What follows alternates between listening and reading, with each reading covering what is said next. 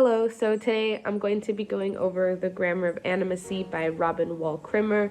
That is an essay that actually comes from an entire book titled Braiding Sweet Grass.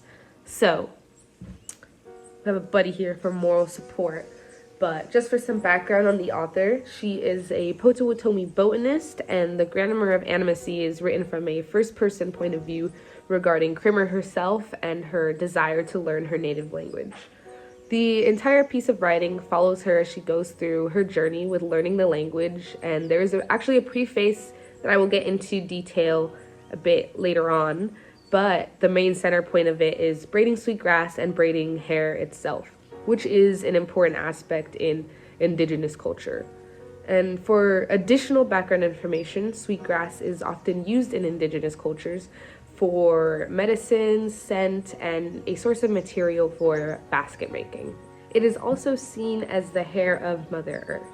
So, Robin Wall Krimmer's perspective is that braiding is an intertwining of science, spirit, and story, and how these ways of being can conflict with one another.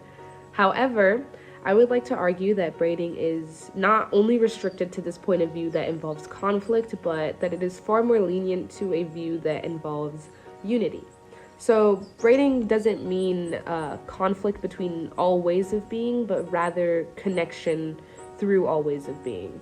And this can be seen through the process that she goes through to learn her native language, and the preface and an in-depth analysis of a braid and the action of braiding itself. So why does she have a different take on the meaning of braiding, and why is it different from the opinions of others? So as I am going against her suggestions of braiding revolving around, as I previously stated, conflicting ways of science, spirit, and story views, it is important to note that I am not declaring that she is wrong, but rather declaring that her essay isn't one that's main center of focus is conflict. It is about connection, unity, and strength. So, with that being said, the idea of braiding can be seen throughout the preface and even within her essay, Learning the Grammar of Animacy. And although she doesn't speak about this topic very much in her actual essay, when she describes her frustrations with learning the language of her culture, it is through the preface that she makes it known that braiding is weaved into indigenous culture and is something that represents who they are because, well, it's already titled Braiding Sweet Grass, and it's entirely about braiding. So there's a reason that this preface lies directly at the beginning of... Sorry, I think that was lightning. That was thunder. Well, as I was stating, but there's a reason that the preface lies directly at the beginning for viewers to see before they even read her essay, because she wants the idea of braiding to stick with us as we continue to read. For example, in The Grammar of Animacy on page 50, she brings up braiding by stating, quote, "a man with long gray braids," end quote. So reading that his braids are gray shows that braids don't obtain an age limit, and they will forever be a symbol, and a symbol of meaning at that. And it is truly just embedded into history. So it is clear that although it's not spoken about as much in the essay, she wants this idea of braiding to remain with us as we continue to read. So the first reason I would like to bring up as to why the meaning behind a braid represents connection rather than conflict is involved with Krimmer's emotions of frustration. I'm sorry, okay. So no matter how difficult it was for Krimmer to come to a sense of understanding with the language of her people, when she was able to do so, she was able to understand the world a lot better. So her process of going through frustration to reach an outcome of being understanding and accepting shows symbolism for a braid. Through the process of her learning, she went through numerous mixed emotions, dealing with rage like never before. But this is what allowed her to reach her end goal.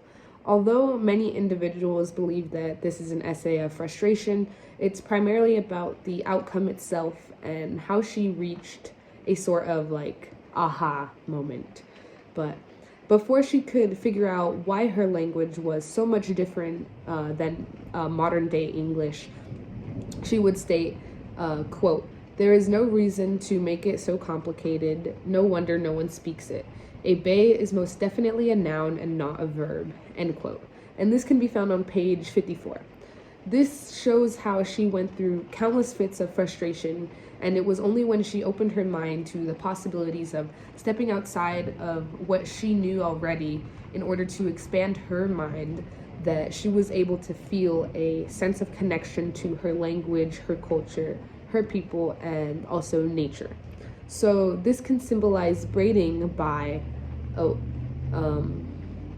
apologies to my viewers watching. It appears we're getting an incoming live question. Okay, so if she's mainly speaking about her frustrations for the entire essay, then what does this have to do with connections, let alone braiding? What point are you making? How are you going to tell me that there is unity within conflict? Wow, that is a great question. While I see the point of the suggestion that braiding does revolve around conflict with multiple ways of being, since the essay does delve into a more frustrated tone of voice, it is not focused on the frustration she went through that make up the outcome, but it is more focused on the outcome itself, as I previously stated, if you were paying any attention, Kat. But she includes a statement towards the end of her writing that reads, quote, "I'm not advocating that we all learn Potawatomi, but to become native to this place so that we might truly be at home," end quote. And this is located on page 58. So she explores the concept of unity between beings through this statement itself, and going back to braiding sweetgrass as Mother Nature's hair and braiding human hair, we see that braiding unites us as one. And when Krimmer inserts this statement, it shows that same exact concept of connection. So to add on to this, these mixed emotions and fits of rage when she couldn't grasp the concept of the language were used to specifically show how small-minded we as humans can be sometimes. It is not meant to show how we conflict or how angry ways of being can get with one another, but to simply show that we as humans lack the ability to fully connect due to the society we have grown up in, since it's all we've ever known for so long. So it just shows how unity can shine through when we open our minds to nature and stop being so selfish for once. But yes, although the author does not directly make a statement about braiding as she's learning the language, the idea sticks with us after reading the preface. So the action and visual image of braiding is symbolic and is significant to Native American history. Therefore, when the author finally understands the grammar of her language, it's as if she finally understood the culture along with the symbolism of braiding itself. Another way that we can better understand how braiding represents connection and not conflict is by going back to the preface. So as I've already explained how there's connection within her frustrations in the grammar of animacy, it is important to understand how the preface contributes to this as well. And to me, at least, braiding is described so beautifully in those passages that are in Braiding Sweetgrass. And I just really wanted to take a moment to expand on one of my favorite lines for this part of the analysis process. So, for example, in regards to the multiple ways that individuals can partake in the action of braiding, Krimmer states, "But the sweetest way is to have someone else hold the end so that you pull gently against each other." And this sentence can be found on page 1. So in this sentence, she describes the intimacy that comes with braiding another person's hair and how that gentle pull creates a sense of rhythm between the two people. So that rhythm is the connection. But in this preface, she also compares braiding actual hair to braiding sweetgrass, providing that linkage to indigenous culture and connection to nature itself, which further enhances that intimacy. And off topic, but I just would like to make note of how I could really just tell that the preface itself was so well written and written with so much thought and love and attention to detail. I really just wanted to emphasize how impactful it can be. Just this simple page or two could really change someone's perspective as it did mine, because, I mean, I've never really analyzed something like this before. So going back to the Analyzing the quote I just pulled from the preface about braiding, it demonstrates that intimacy and a sense of coming together through the action of braiding. Now, the connection that lies between braiding may seem very simple to the naked eye, but the preface does openly state how intimate braiding is, but you really need to dig deeper if you want to see the bigger picture. It's not just about how intimate braiding is or how intimate braiding sweetgrass itself is, but it's about the unity that comes through with braiding. Unity is being used in a much broader sense in this case to me. I explained the concept of unity in her writing previously, but this unity that's inserted is much different. This unity within the preface shows that braiding isn't just a connection with nature, but a connection with anyone and anything that partakes in it. A unity across the globe, a sort of universal experience. Individuals with long hair braid it. I mean, we braid rubber bands together to make bracelets, and braids can also be used as a protective hairstyle. There are just so many ways braiding is used across the world. It connects us with humans as well, showing that we are all the same and equal. This can be seen in nature too, showing that braiding sweetgrass is like braiding the hair of a family member, hence it being the hair of Mother Earth. So it takes that sense of unity and belonging in a much broader sense than just focusing on nature, which is one of the reasons why it's so important in the symbolism behind braiding.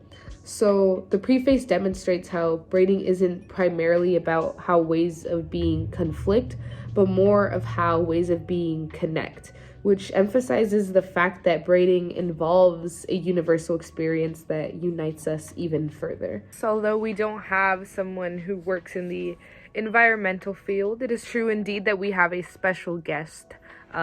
This is Chad, and he is one with nature itself. So how do you feel about the symbolic meaning behind braiding in indigenous cultures? Just one more question. How do you think humans and nature can better connect with one another? Powerful. The final reason I would like to touch on is the idea and meaning behind braiding hair in general. So Krimmer uses the strands of the braids when she suggests that a braid represents forms of life, the three strands being these forms of life in specific, in disagreement with one another. And while I do respect her suggestion, this is what I do disagree with. To me, it is difficult to see these strands as being in conflict with one another when they are meant to be stronger together. But I do think she has this perspective and strays off because she has lived a different experience, and looking at it this way, that explanation would help make sense of the previous question that I asked in the beginning, where I spoke about why her symbolism of a braid is different from my own perspective. So it could truly just be that she's lived through something that made her alter her own analysis on what a braid is.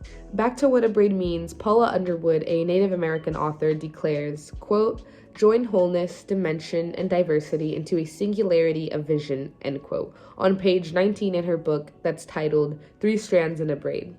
She describes how a braid joins these three topics together to create one new outlook. One vision that involves wholeness, dimension, and diversity, not three different visions that can't coexist with one another. So a braid is all about an act of connection, no matter the three topics people think it represents. And one of the main similarities most braid meanings have is all about connection. Back to Krimmer's suggestion, to put it into perspective, you have three strands, and I mean, they're pretty flimsy, right? They have no strength when they're alone.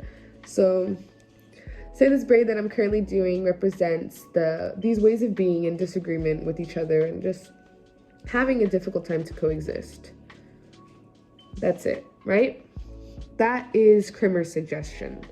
Yet for me, I mean, you saw what the braids looked like when they were alone. They're weak, not very sturdy. Everything is singular. They're going off to different sides, but when they're together as one, it shows that exact strength and unity. So this braid isn't showing how they're all intertwined twined with each other and they're all scrambled due to conflict, it's showing how they're stronger together in general. I mean, you can tug on it, can move it around, and it'll still all stick together. In shorter words, what I'm trying to say is that it is far more difficult to stand alone as a singular strand than to be looped into a braid with more strength and protection. So it is far more difficult for these ways of being to stand alone than to have other ways of being that can support it. So I believe they're stronger together, and that's what a braid is truly showing. So just to kind of come to a conclusion, to sum everything up, since I know it's pretty difficult for your mind to wander while I just spoke for 15 minutes. Mine would too. I would probably forget everything. But basically, we went over the essay titled The Grammar of Animacy from the book Braiding Sweetgrass by Robin Wall Krimmer. And we really just took a huge deep dive into the framework of the essay, and just as a summary for a refresher, she goes through the journey of learning her own native language to keep her indigenous culture alive. And I said that braiding sweetgrass is similar to braiding human hair, except now it would be like braiding the hair of Mother Earth.